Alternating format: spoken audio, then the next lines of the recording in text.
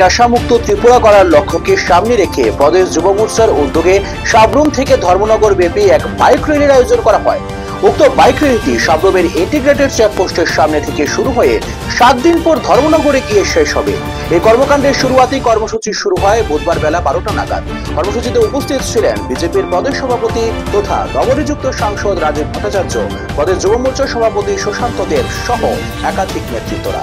এদিন নেতৃত্বরা পতাকা নেড়ে এই বাইক যাত্রার শুভ সূচনা করেন। আমাদের রাজ্যে যেই এটা সুশাসনের সরকার চলছে, যে একটা প্রগতিশীল সরকার চলছে, এই সরকারটাকে প্রত্যেকটা যুবকের কাছে নিয়ে যাওয়ার জন্য, আমাদের সংগঠনের ভিতকে আরো বেশি মজবুত করার জন্য এবং প্রত্যেকটা যুব অংশের মানুষের কাছে আমরা যুব মোর্চা যেন আরো বেশি করে পৌঁছাতে পারি, এই ইয়ুথ কানেকশন প্রোগ্রাম নামে আমরা সাবরুম থেকে ধর্মনগর পর্যন্ত বাইক যাত্রার মাধ্যমে প্রত্যেকটা অংশের যুবককে আমরা কানেকশন করার চেষ্টা করব এবং আমাদের সংগঠনকে আরো বেশি সুদৃঢ় ও মজবুত করার চেষ্টা করব। আমরা 7 দিন পরে এই কর্মসূচির সমাপন ধর্মনগরে আমরা করব।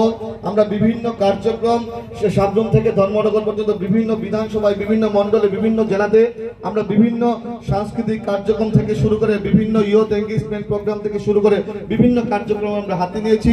আমি আশা রাখবো প্রত্যেকটা কার্যক্রম আমাদের যুব ভাইদের প্রচেষ্টায় আমরা সফলভাবে সম্পন্ন করব। আমাদের যারা অভিভাবকরা আছেন ওনাদের মার্গদর্শনে এই অনুষ্ঠানে একটা সফল রূপ পাবে বলে আশা করছি। একটা ভিন্ন ধরনের কর্মসূচি হাতে নিয়েছেন। এই 7 দিনে প্রায় 500 কিলোমিটার এই ত্রিপুরা রাজ্যের প্রত্যেকটা অংশকে কানেক্ট করে 7 দিন পর ধর্মনগরে, অর্থাৎ এক প্রান্ত থেকে শুরুয়াত হচ্ছে, আরেক প্রান্তে গিয়ে এই বাইক যাত্রা সম্পন্ন হবে। আমি ধন্যবাদ জানাই এই ঐতিহাসিক সিদ্ধান্তের জন্য এবং আপনারা যে বলিষ্ঠ পদক্ষেপ নিয়েছেন তার জন্য আমি যুব মোর্চার ভাই বোনদেরকে আমি অসংখ্য ধন্যবাদ জানাচ্ছি। কারণ আজকের দিনে, আজকে এই ত্রিপুরা রাজ্যের রাজনৈতিক প্রেক্ষাপটে এটা আমাদের বিশেষ প্রয়োজনীয়তা ছিল।